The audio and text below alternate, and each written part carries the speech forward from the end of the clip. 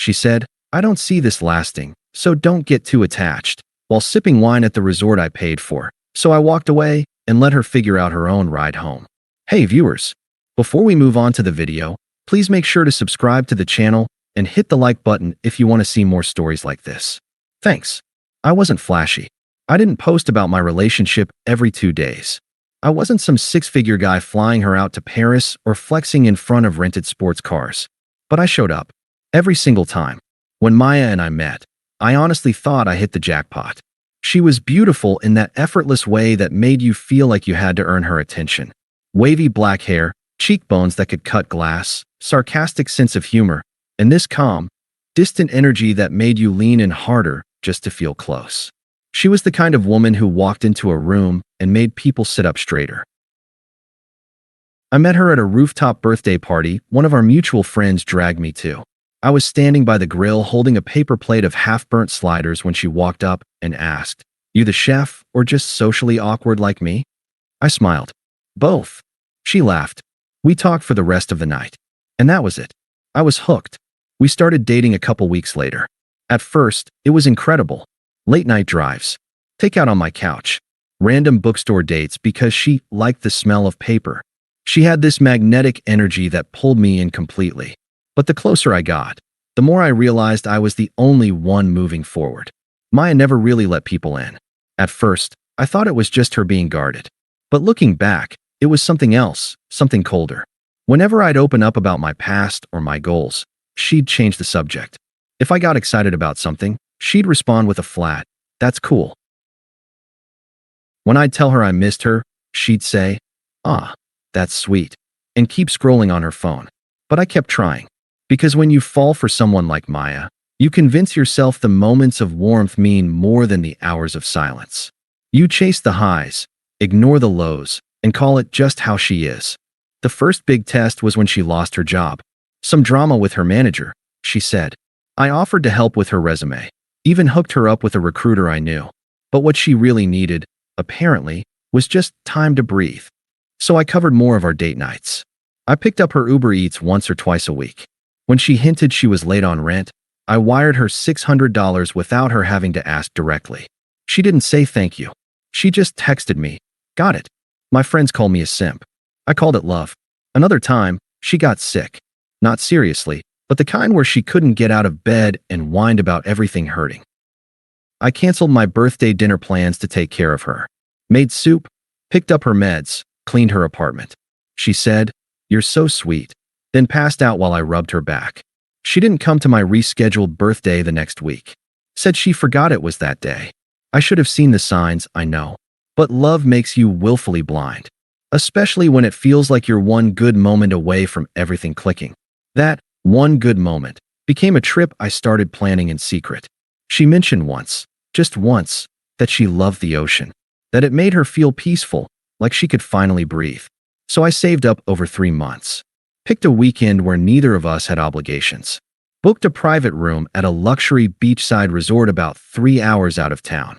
It was right before her birthday, and I imagined how she'd light up when I surprised her. How maybe this would be the thing that finally melted the wall she kept between us. I even engraved a small silver bracelet with a quote she once said to me after a night drive. "I never feel safe with people, but with you I do." Back then, I thought that meant something. The night before the trip, I cleaned my apartment, shaved, packed everything neatly. Picked her up with her favorite coffee in the cup holder. When I told her we were taking a weekend trip, surprise, she blinked at me and said, "Seriously? Like right now?" I smiled, trying to ease her into it. "It's all planned. Just pack a bag. I'll drive." She hesitated, then gave a half smile. "Okay, that's cute." Cute. Not amazing. Not wow, just cute.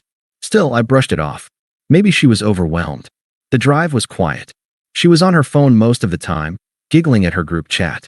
I kept trying to start conversations, but they fizzled. I asked if everything was okay. She said, "Yeah, I'm just tired. And I'm not used to surprises." I nodded. Told myself it would get better once we arrived. That maybe the beach would soften her mood. But somewhere deep down, under the hope, under the effort, I already knew. This wasn't a woman who was drifting. This was a woman who had already emotionally left. and I was just the guy still holding the rope. The resort was beautiful. Ocean view. Private balcony. That perfect sound of waves breaking just far enough to soothe you without interrupting your thoughts. I'd chosen it carefully, Maya's dream weekend, or so I thought. When we checked in, she barely looked around. No wide-eyed surprise, no impressed smile, nothing. She dropped her bag, flopped onto the bed, and immediately pulled out her phone. Wi-Fi password, she asked without looking up. I gave it to her. That night, I booked us dinner at the best restaurant on the resort grounds. I put on the nicest shirt I owned. She wore a silky red dress and heels that made her a few inches taller. She looked incredible, the kind of breathtaking that made other tables glance our way. I felt proud, nervous, stupidly hopeful. We sat under a canopy of fairy lights, ocean breeze rolling in, candles flickering between us. I handed her a small gift box across the table. The bracelet. She opened it slowly. Read the engraving. Her face didn't change. Wow, she said flatly. You remembered that? Of course, I smiled. It meant something to me. She slid the bracelet back into the box without putting it on. I swallowed hard. Is something wrong? She took a sip of wine, looked out toward the beach. Maya, she finally looked at me. You really want to have this conversation here? She said quietly. Maybe it's the perfect place, I said. I'm just trying to understand where you are in all this. With us. She leaned back in her chair like she was bored, twirled her wine glass by the stem. I mean, I like you, she said. I enjoy your company. But, she shrugged. You get way too emotionally invested. It's like you're already 10 steps ahead, imagining forever. I don't move like that. I'm not asking you to marry me tomorrow, I said calmly. I just want to know if we're growing in the same direction. Because sometimes it feels like I'm the only one trying. She tilted her head and gave me this weird, almost pitying smile. Like I was a confused child asking about things too big for him. Then she said it. Just like that. Don't get too attached. I don't see this lasting, to be honest. It hit like a slap. She said it so casually, like she was commenting on the weather. I blinked, unsure if I'd heard her right. You don't see this lasting? I repeated. I mean, I don't know, she said with a small laugh. You're a sweet guy? Really? But I'm still figuring myself out. I'm not in a place where I want something serious. You're safe. Stable. That's great, for someone else. I stared at her. Not angry. Not heartbroken yet. Just hollow. I planned this trip for you, I said quietly. I know. And it's beautiful. But that's kind of the problem, right? You're already all in. You treat me like I'm some prize you've already won. I never said that. You didn't have to, she said, taking another sip of wine. You're planning getaways and gifting jewelry. I'm just not there. Honestly, I don't know if I ever will be. Not with you. She said it with a tone of detached honesty, like she was doing me a favor by being real. No apology. No hesitation. I sat there in silence. No anger. No yelling. No desperate, pathetic questions like, can we fix this? I just let the truth sit in the air like the smoke curling from the candlewick. Then I nodded once. She raised an eyebrow. That's it. I smiled faintly. Yeah, that's it. I paid the check. We walked back to the room. She slipped off her heels and flopped onto the bed, sighing like nothing had happened. She scrolled through her phone while I packed my small duffel. Did she notice? No. She fell asleep before midnight, laughing at something on TikTok. That was the last night Maya saw me. Maya didn't stir when I slipped out of bed. It was just past 6 a.m. The sun was starting to rise, soft golden streaks creeping across the water like it knew something she didn't.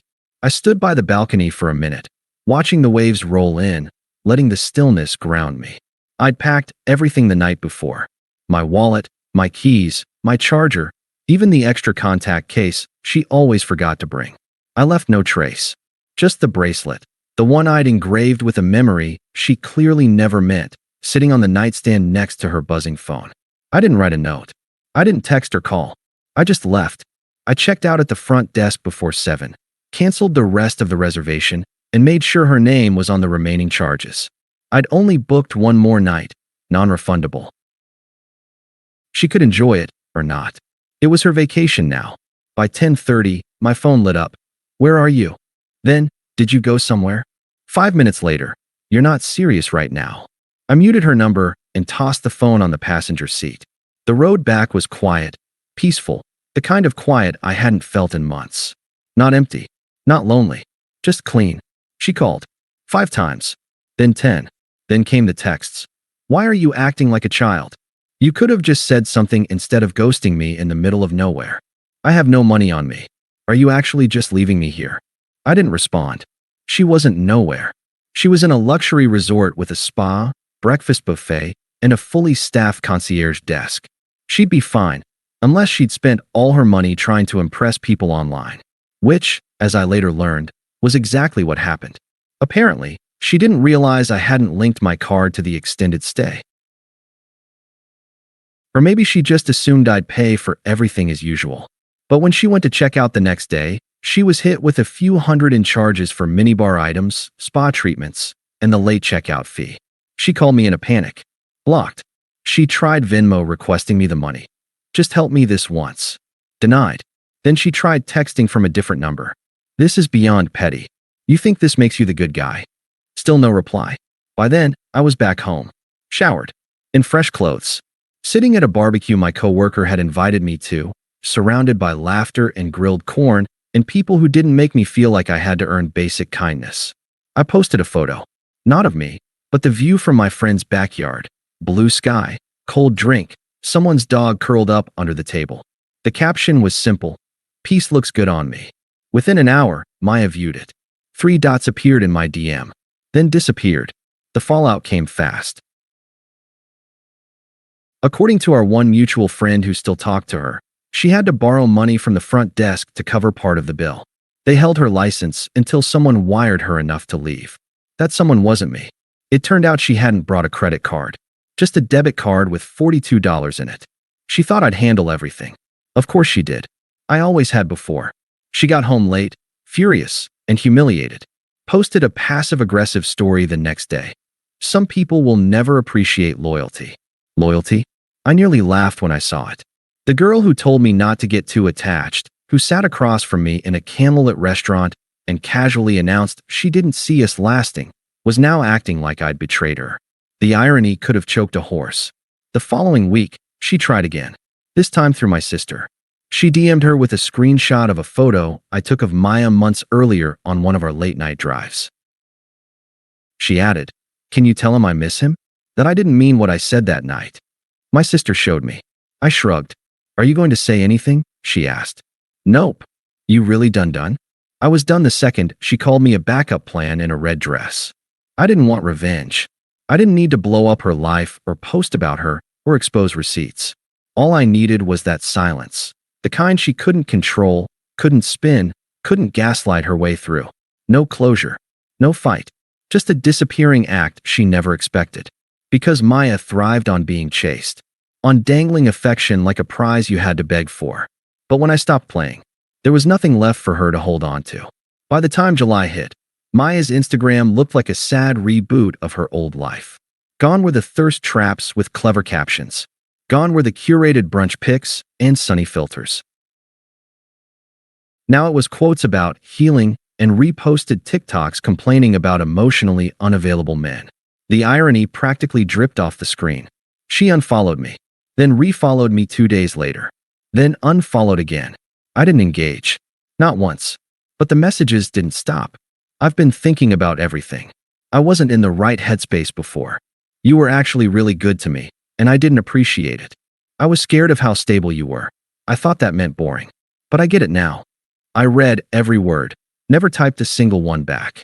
Because by then, I'd already met someone else. Her name's Elise. We met at a friend's game night. She's nothing like Maya, and I mean that as the highest compliment possible. She asks how I'm feeling without it being a lead-up to a complaint. She listens. She laughs with her whole body. When she's with me, she's with me. No half-attention, no hidden motives.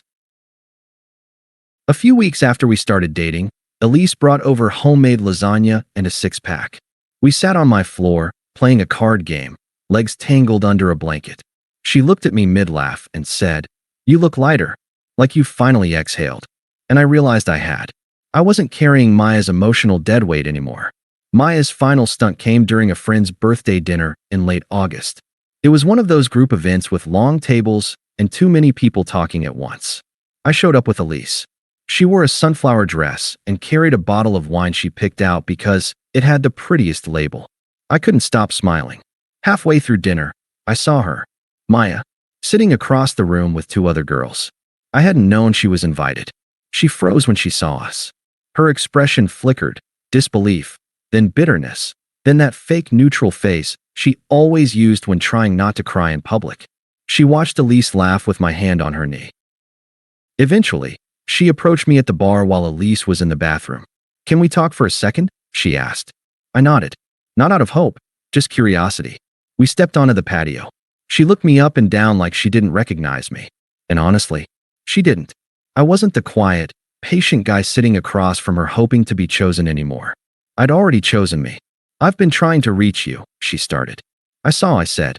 "Look, I don't expect you to forgive me or anything. I messed up. I thought I wanted freedom, but I ended up isolating myself from the only real thing I had.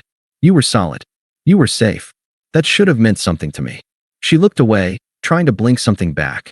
"I get it now," she whispered. "I really do." I didn't say anything. She stepped closer. "I miss you. I miss us. We had something, don't pretend we didn't." I took a slow breath and looked her dead in the eyes. "You told me not to get too attached," I said. "So I didn't." She opened her mouth, stunned. "You were right, Maya. It didn't last." She looked like she'd just been slapped. I shrugged gently, like it wasn't even personal anymore, because it wasn't. "Now? I honestly don't think about you at all." She swallowed. "Is she the reason you're acting like this?" "No," I said. "You are. You taught me how to let go." A silence fell between us. Then she laughed once, dry, bitter. "Wow. So that's it. After everything." "There is no everything," I said. "There's just what you threw away." I turned to leave. But before I did, I added one more thing, not out of pettiness, just closure. "You didn't lose me when you said it wouldn't last. You lost me when I realized." I agreed with you. I walked back into the restaurant and found Elise sitting at the table, chatting with my friends like she'd known them for years. She smiled when she saw me. Not a performative grin, just a soft, warm expression that said, "You're safe here." I sat down beside her, and she leaned into me without thinking. Maya never did that. Later that night, as we were leaving, Maya was still there, alone, scrolling through her phone, her wine glass untouched.